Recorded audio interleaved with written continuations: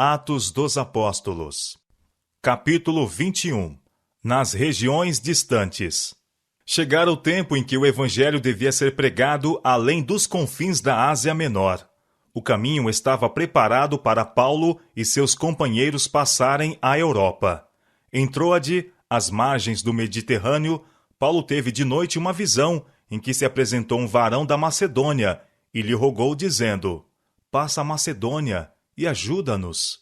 Atos capítulo 16, verso 9.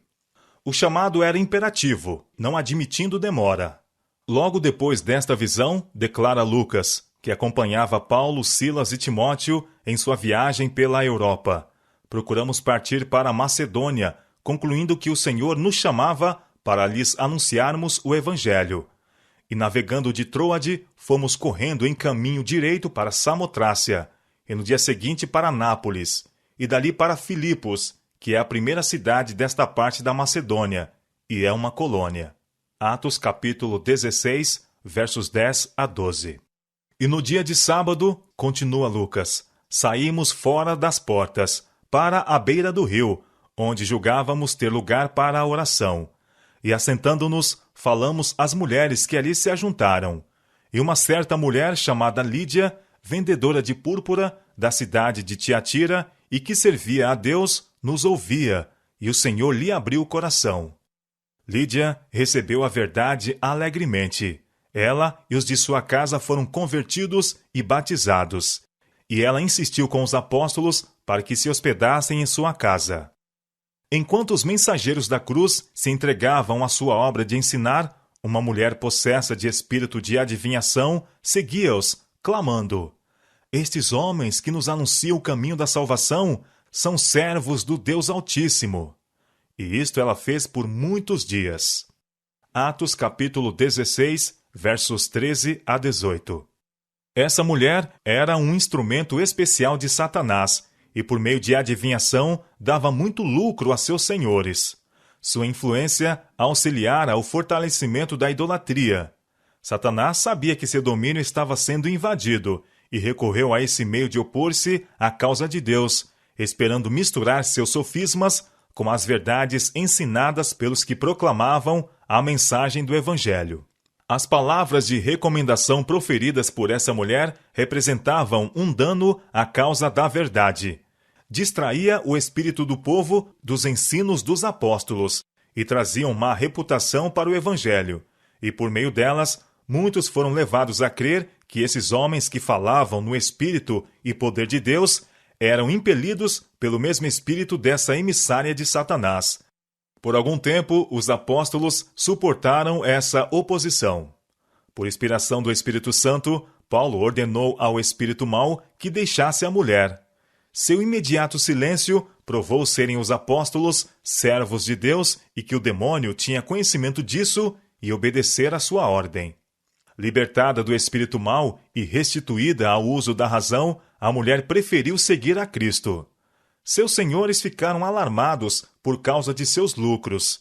Viram que estava perdida toda a esperança de obter dinheiro por meio de suas adivinhações e predições, e que se fosse permitido aos apóstolos continuar com a obra do Evangelho, estaria logo esgotada inteiramente sua fonte de renda. Muitos outros na cidade estavam interessados em alcançar lucros mediante satânicos enganos, e esses, temendo a influência de um poder que pudesse tão eficazmente deter sua obra, levantaram um forte clamor contra os servos de Deus. Levaram os apóstolos diante dos magistrados com a acusação: "Estes homens, sendo judeus, perturbaram a nossa cidade e nos expõem costumes que não nos é lícito receber nem praticar, visto que somos romanos." Atos capítulo 16, versos 20 e 21. Impelida por um frenesi, a multidão se levantou contra os discípulos. Prevaleceu o espírito de tumulto, sancionado pelas autoridades, que, rasgando a roupa dos apóstolos, ordenaram que fossem açoitados. E, havendo-lhes dado muito açoites, os lançaram na prisão, mandando ao carcereiro que os guardasse com segurança, o qual, tendo recebido tal ordem, os lançou no cárcere interior e lhes segurou os pés no tronco. Atos capítulo 16, versos 23 e 24. Os apóstolos sofreram extrema tortura por causa da dolorosa posição em que foram postos, mas não murmuraram. Em vez disso, nas densas trevas e desolação do calabouço, encorajavam-se mutuamente com palavras de oração e cantavam louvores a Deus por terem sido considerados dignos de sofrer por sua causa. Seus corações foram animados por um amor fervoroso e profundo a seu Redentor. Paulo lembrava-se da perseguição movida contra os discípulos de Cristo, da qual ele havia sido instrumento, e rejubilava-se de que lhe tivessem sido abertos os olhos para ver e seu coração para sentir o poder das gloriosas verdades. Com espanto, os outros prisioneiros ouviram os sons de oração e hinos que saíam do interior da prisão. Estavam habituados a ouvir gritos e gemidos, maldições e blasfêmias a quebrarem o silêncio da noite. Mas nunca antes haviam eles ouvido palavras de oração e louvor ascenderem daquela sombria cela.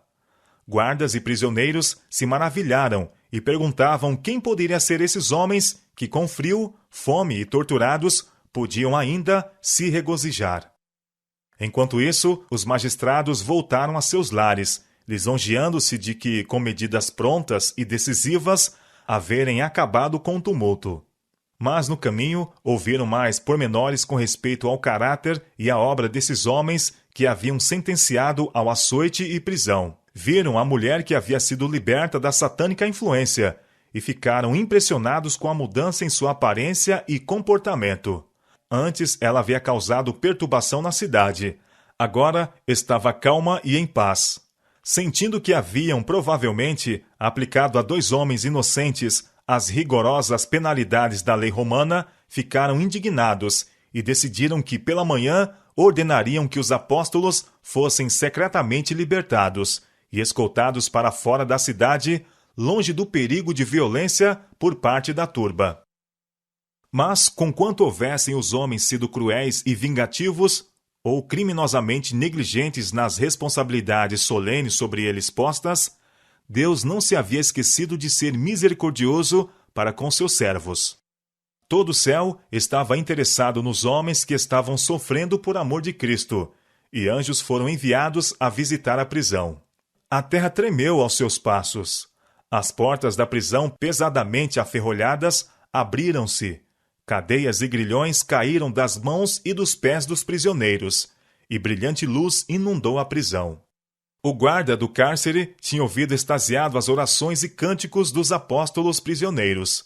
Quando foram encarcerados, havia ele visto suas feridas entumecidas e sangrentas.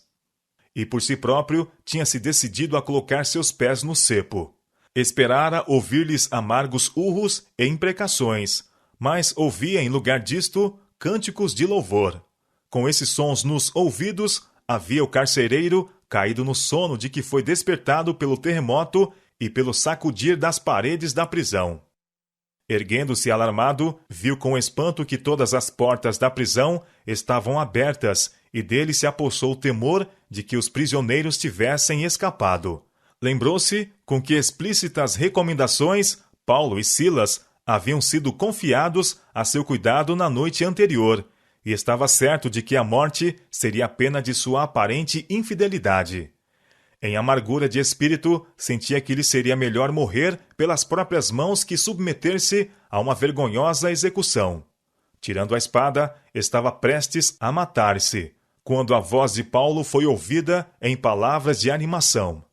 Não te faças nenhum mal, que todos aqui estamos. Atos capítulo 16, verso 28.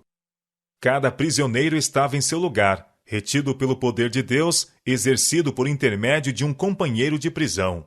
A severidade com que o carcereiro tratara os apóstolos não havia despertado neles ressentimento.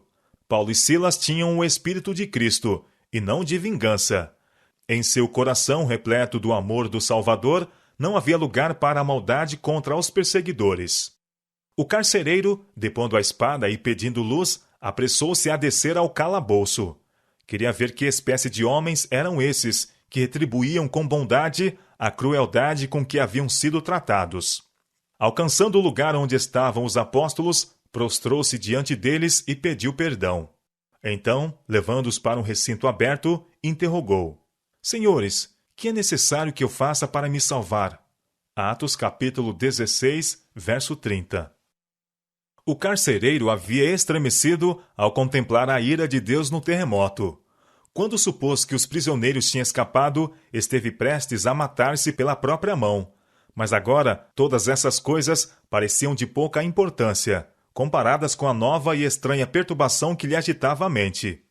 E por seu desejo de possuir a tranquilidade e a alegria mostradas pelos apóstolos debaixo de sofrimento e maus tratos, via-lhes no semblante a luz do céu, e sabia que Deus se havia interposto de maneira miraculosa para salvar-lhes a vida, e com força peculiar vieram-lhe à mente as palavras da mulher possessa: Estes homens que nos anunciam o caminho da salvação são servos do Deus Altíssimo.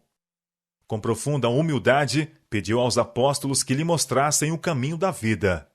Crê no Senhor Jesus Cristo e serás salvo, tu e a tua casa.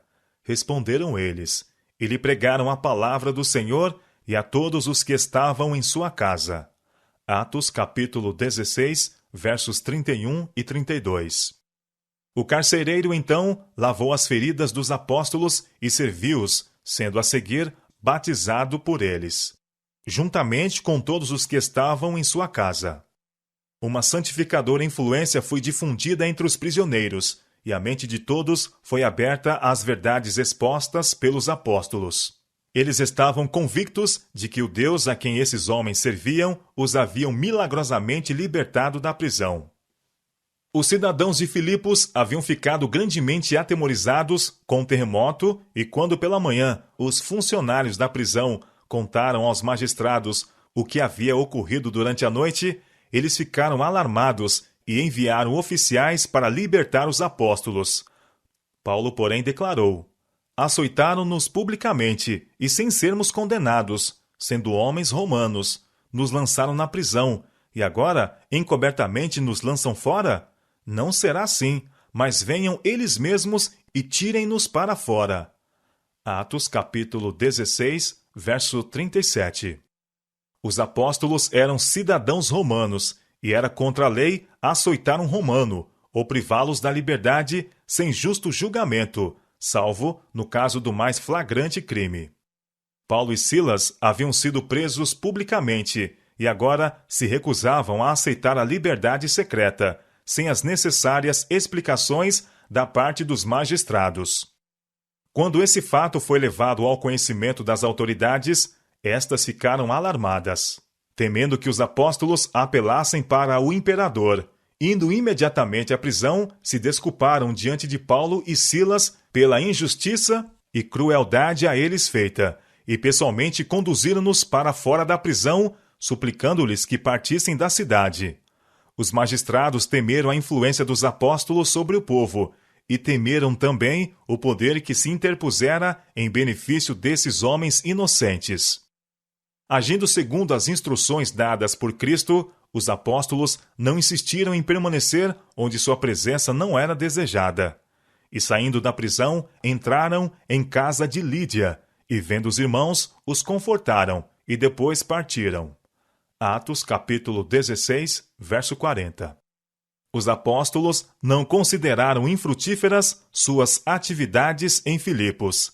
Haviam encontrado muita oposição e perseguição, mas a intervenção da providência em seu favor e a conversão do carcereiro e de sua casa foram mais que suficientes para cobrir a desventura e o sofrimento que haviam suportado. As novas de sua injusta prisão e o milagroso libertamento tornaram-se conhecidas em toda a região, e isso levou a obra dos apóstolos ao conhecimento de um grande número que de outra maneira não teriam sido alcançados. As atividades de Paulo em Filipos deram em resultado ser aí estabelecida uma igreja, cujo número de membros aumentava firmemente. Seu zelo e devoção e, acima de tudo, sua disposição de sofrer por Cristo exerciam profunda e perdurável influência sobre os conversos. Os irmãos apreciavam as preciosas verdades porque os apóstolos se haviam sacrificado tanto e davam-se com devoção e inteiro coração à causa de seu Redentor. Que essa igreja não escapou à perseguição é mostrado por uma expressão da carta de Paulo a eles. Diz Paulo: porque a vós vos foi concedido, em relação a Cristo, não somente crer nele, como também padecer por ele, tendo o mesmo combate que já em mim tendes visto. Era tal a firmeza deles na fé que ele declara: dou graças ao meu Deus todas as vezes que lembro de vós, fazendo sempre com alegria oração por vós em todas as minhas súplicas, pela vossa cooperação no Evangelho, desde o primeiro dia até agora. Filipenses capítulo 1, versos 29, 30 e versos 3 a 5. Terrível é a luta que se trava entre as forças do bem e do mal, em centros importantes, onde os mensageiros da verdade são chamados ao trabalho. Porque não temos que lutar contra a carne e o sangue, declara Paulo, mas sim contra os principados, contra as potestades, contra os príncipes das trevas deste século. Efésios capítulo 6, verso 12. Até ao fim do tempo haverá conflito entre a Igreja de Deus e os que estão sob o controle dos anjos maus. Os cristãos primitivos foram chamados muitas vezes a enfrentar face a face os poderes das trevas. Mediante a perseguição e o engano, o inimigo se esforçava por fazê-los desviarem-se da verdadeira fé. Nesse tempo, quando o fim de todas as coisas terrestres está se aproximando rapidamente, Satanás faz desesperados esforços para enredar o mundo. Está arquitetando muitos planos para ocupar as mentes e distrair a atenção das verdades essenciais à salvação. Em cada cidade, seus agentes estão ativamente organizando em partidos todos os que se opõem à lei de Deus. O arqui-enganador está em atividade para introduzir elementos de confusão e rebeldia, e os homens estão sendo possuídos de ardente zelo que não está de acordo com o entendimento. A impiedade está alcançando um nível nunca antes atingido. Contudo, muitos pastores estão clamando: paz e segurança. 1 Timóteo capítulo 5, verso 3. Mas os fiéis mensageiros de Deus devem prosseguir firmemente com sua obra. Revestidos com a armadura do céu, devem avançar destemida e vitoriosamente, jamais cessando de lutar até que cada pessoa, a seu alcance, tenha recebido a mensagem da verdade para este tempo.